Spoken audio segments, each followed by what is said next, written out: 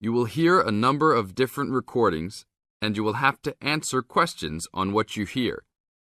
There will be time for you to read the instructions and questions, and you will have a chance to check your work. All the recordings will be played once only. The test is in 4 sections. Write all of your answers in the listening question booklet. At the end of the real test, you will be given 10 minutes to transfer your answers to an answer sheet. Now turn to Section 1 of your booklet. Section 1. A campus radio station is going to be in action. An interviewer is interviewing a man from the university for the survey. Listen to the conversation between them and circle the best answer from A, B, or C for questions 1 to 4. You now have some time to read questions 1 to 4.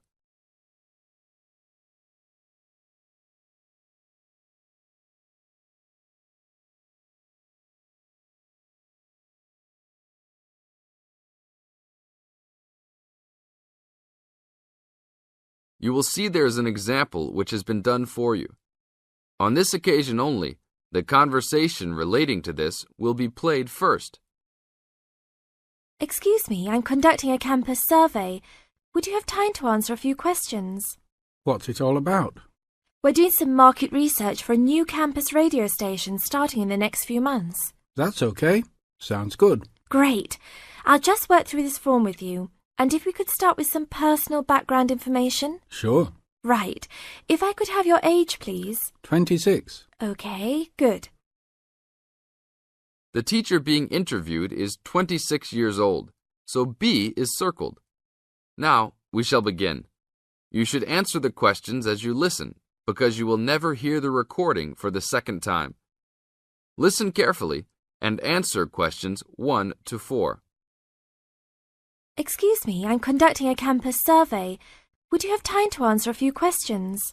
What's it all about? We're doing some market research for a new campus radio station starting in the next few months. That's okay. Sounds good. Great. I'll just work through this form with you. And if we could start with some personal background information? Sure. Right. If I could have your age, please. 26. Okay, good.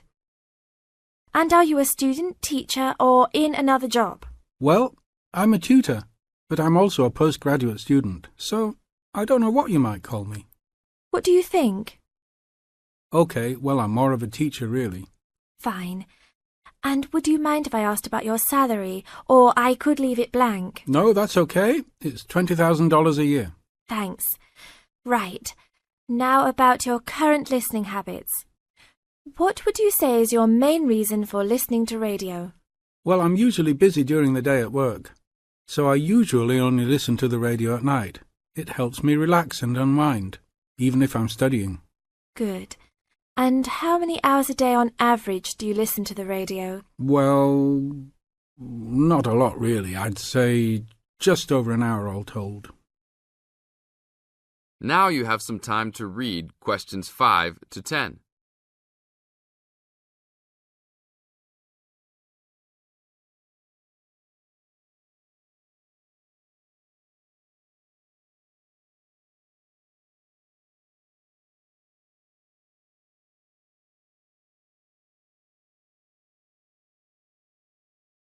Now listen to the second part of the interview and answer questions 5 to 10. So, what are the 2 main times of the day that you listen to the radio? Well, for a little while around breakfast time, and then it tends to be later, after dinner, when I've finished any serious work I need to do. And what sort of radio programs do you like? I like the news, but I also like classical music. It helps me to relax. Fine. And turning to the new campus station, which type of programs would you prefer? I think the existing radio stations cater for my need for news. So I'd like to see programs about local information, providing a service to the campus community. And in the same vein, perhaps more for academic viewers, some lectures or relevant programs. Oh, I see. And if you had to give the new directors some specific advice when they set up the station, what would you tell them? I think I'd advise them to be careful about the quality of the broadcasts. You know, the sound system. There are a lot of radio stations, and people can change their loyalty quickly if it doesn't meet their needs. I think they should do more of these kinds of interview too, you know, talking with existing and potential customers. Oh, I'm pleased you think it's useful. Certainly, yeah. Good. Now, this station will not be fully funded by the university.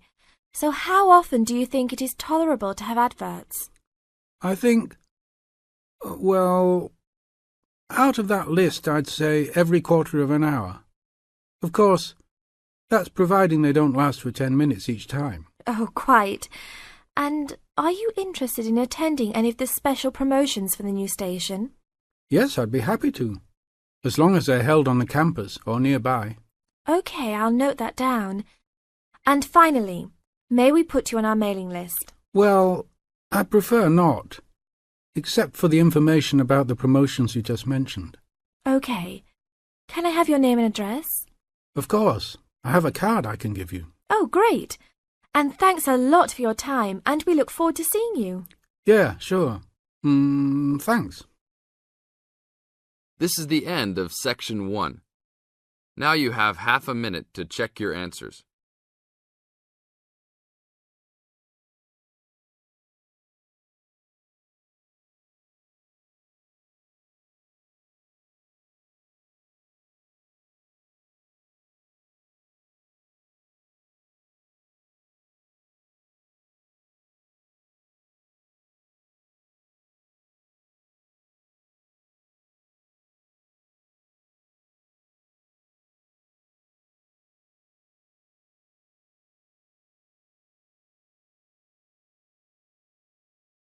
Now turn to Section 2.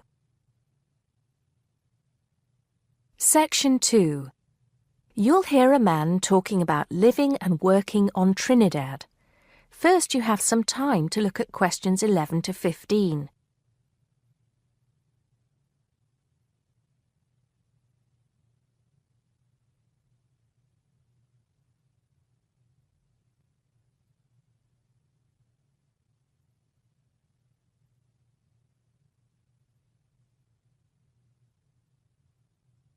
Now listen carefully and answer questions 11 to 15.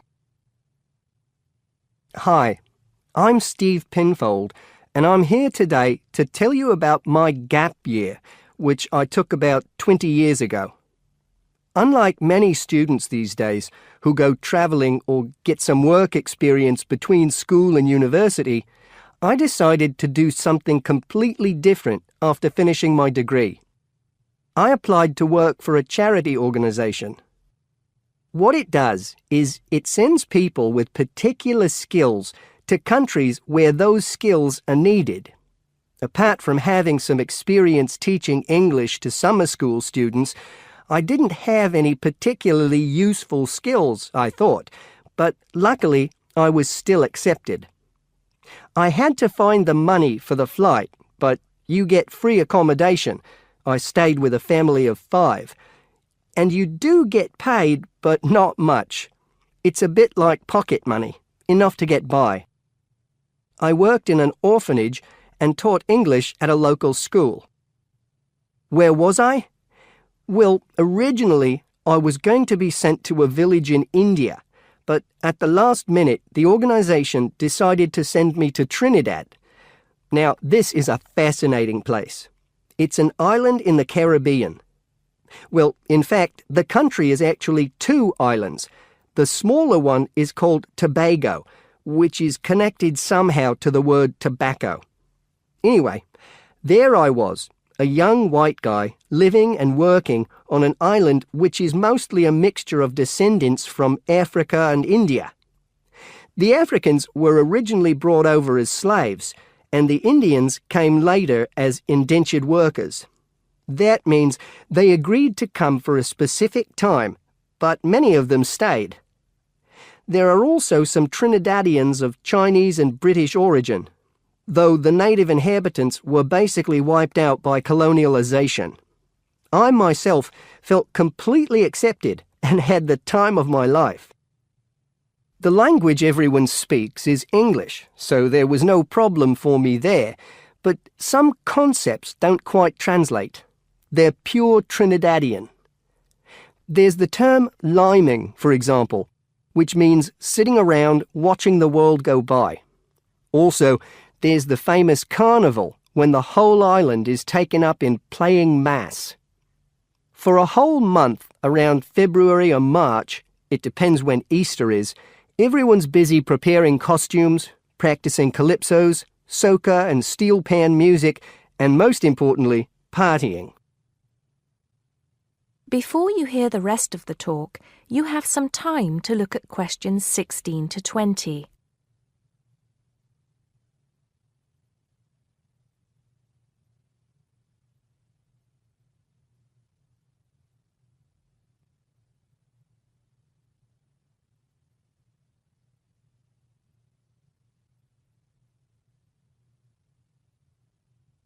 Now listen and answer questions 16 to 20. When the actual official carnival starts, it's days of 24-hour dancing in the streets. In Trinidad, it's called whining. You've probably seen this sort of thing on TV, in the more famous carnival in Rio, or even at the Notting Hill Carnival in London. Many people join bands, each one of which has a theme. For example, the sea or jungle fever, and they have costumes designed and made to go with the theme. These can cost $1,000 for the king and queen of each band. They're incredible. The whole city is a non-stop party zone full of colour and sound. It's serious too. The bands are in competition and the winner gets $1 million. Sorry, I got a bit carried away with those memories. Back to my real job there. The orphanage was called St. Augustine's, and that's also the name of the place where it was, St. Augustine, a town just outside the capital city, Port of Spain. I didn't have any particular job description, just to be with the children and tell stories, sing songs and play games. Oh, and we also went camping in the jungle once. I could tell you a few stories about that particular escapade. Every time I arrived at the gate, kids would come running towards me, shouting, with big smiles on their faces. The younger children seemed fascinated by my blonde hair and loved to touch it as if it was something miraculous. The English teaching I did 2 days a week in a primary school for 6 to 11-year-olds. The kids may have been poor, but they all wore neat and clean uniforms and were so respectful and enthusiastic. I've now been teaching for many years in different countries, and I still think those were the best students I've ever taught. What else did I do while I was there? I swam a lot. Can you imagine what it's like swimming with dolphins and with pelicans diving into the sea right next to you? More seriously, I trained to be a Samaritan. That's someone who listens and supports people who have problems with their lives. Overall, what I took from the experience was a sense of being in another culture, or rather cultures. As humans, we all share many characteristics, but we express ourselves in various ways. In Trinidad, there are lots of different communities and religions, and so many different kinds of festival to see. Hindu, Muslim, Christian, as well as some rather mysterious African traditions. There are quite a few Rastafarians too. Trinidad is, as Americans are fond of saying of their own country, a melting pot where everybody is greeted warmly. Go and see for yourself. I'm not sure how it's changed since I was there, but I'd love to find out. That is the end of section 2. You now have half a minute to check your answers.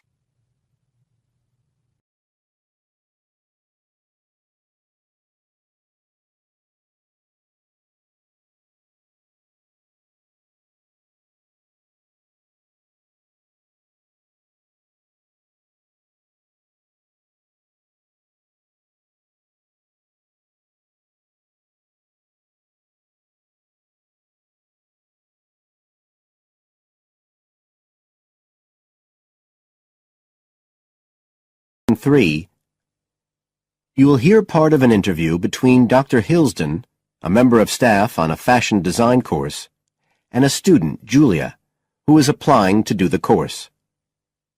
First, you have some time to look at questions 21 to 23 on page 130.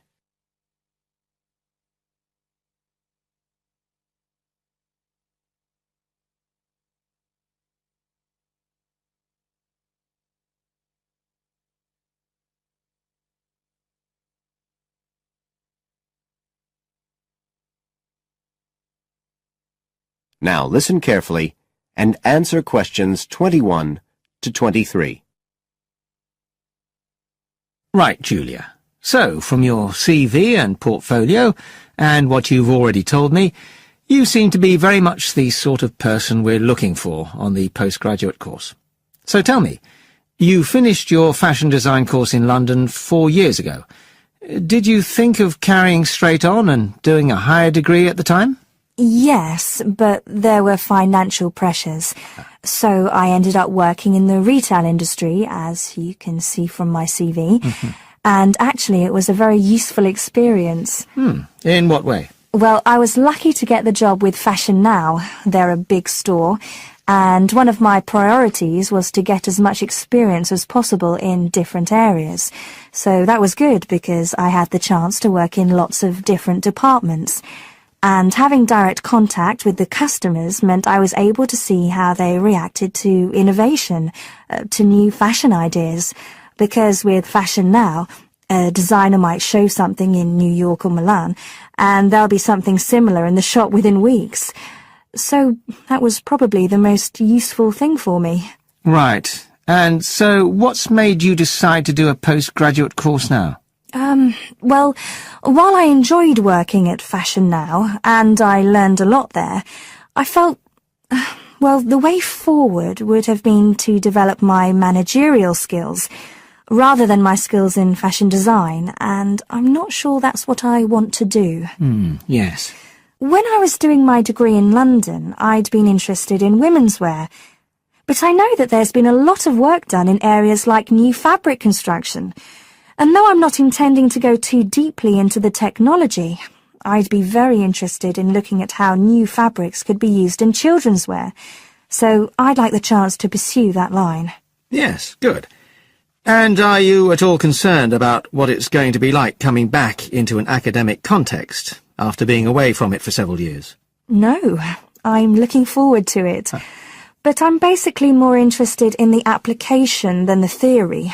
Or at least that's what I've found so far, and I'm hoping the course will give me the contacts and skills I need eventually to set up my own enterprise. I'm particularly interested by the overseas links that the department has. Yes, many of our students look overseas or to international companies for sponsorship of their projects. You now have some time to look at questions 24 to 30.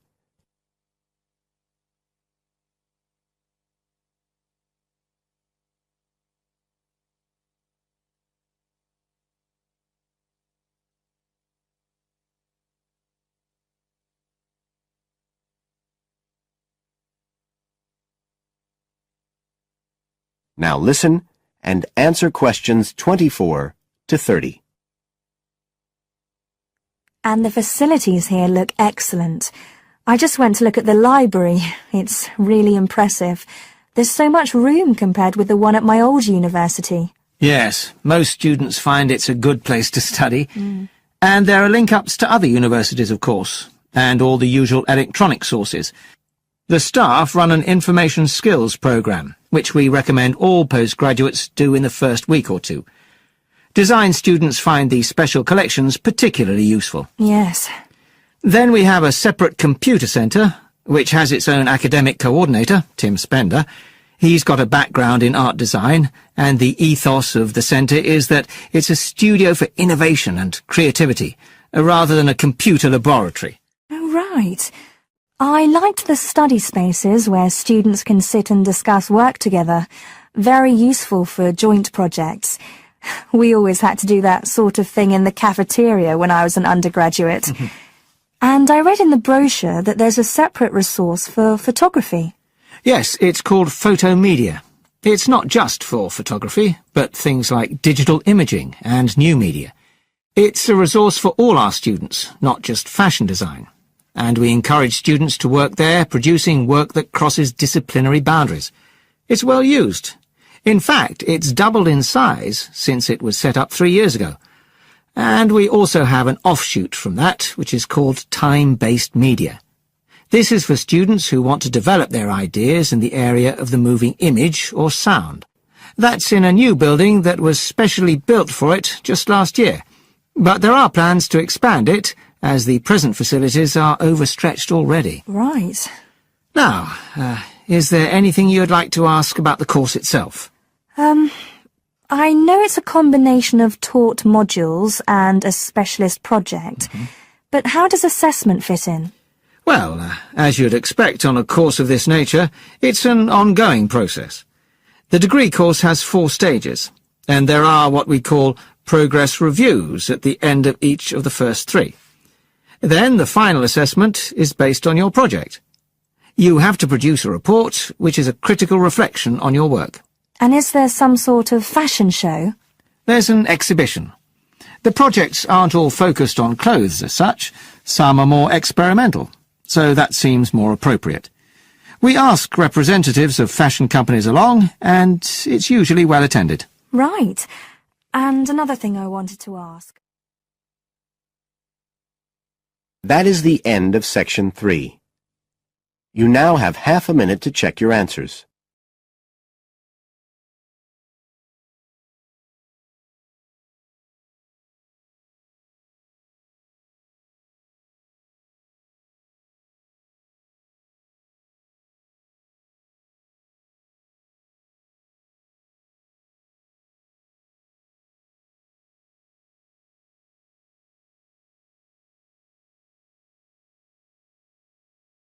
Let's see. Test 1, Section 4. You will hear a media studies tutor giving a lecture about news sources. You now have 30 seconds to read questions 31 to 35.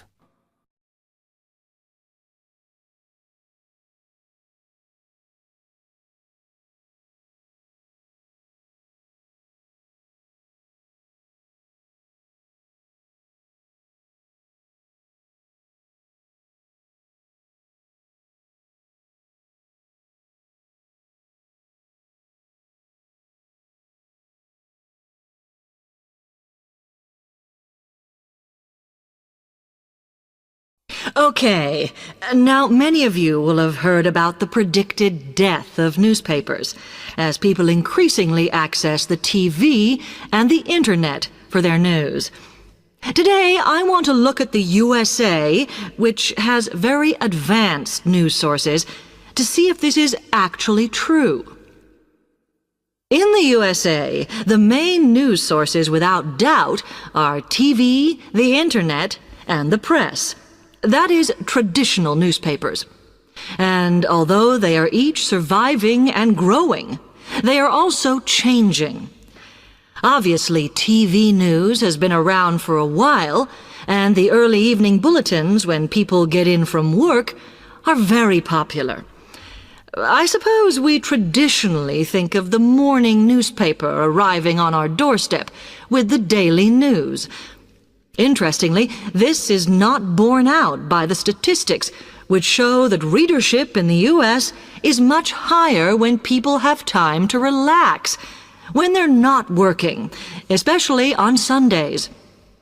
The Internet is also a popular weekend activity, but shows no variation with weekday access.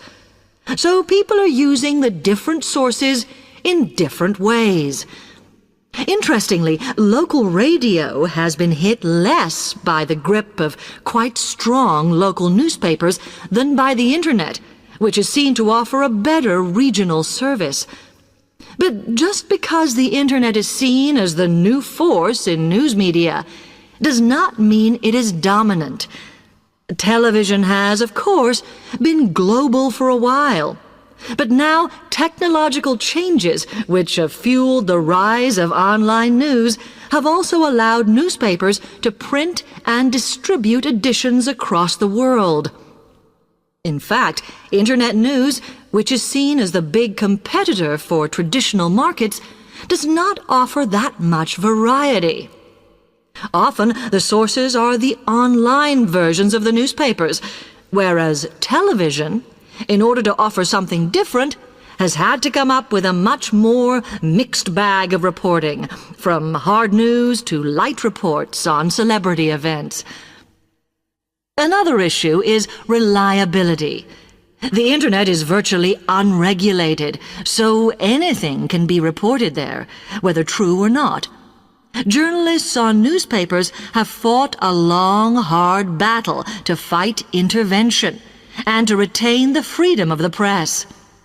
Television, however, is seen as critical to political power and has become subject to harsh controls about what it can or cannot say.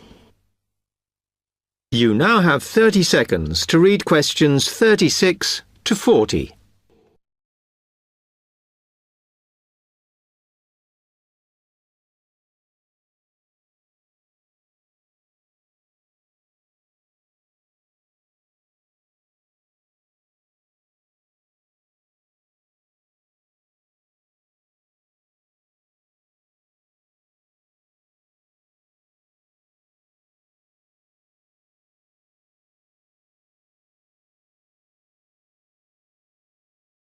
Now, one very critical factor in keeping newspapers alive and well in the USA has been their approach to advertising. Obviously, newspapers are heavily dependent on advertising revenue, and they have become more and more imaginative in what they offer, in order to make sure that advertisers use them and not other news sources. This has meant that, contrary to popular belief, newspapers now have a significantly higher profit margin than the rest of American industry. So, how have they managed to raise advertising revenue in this way? Well, they have put a lot of effort into developing and maintaining a very strong association with the retail trade.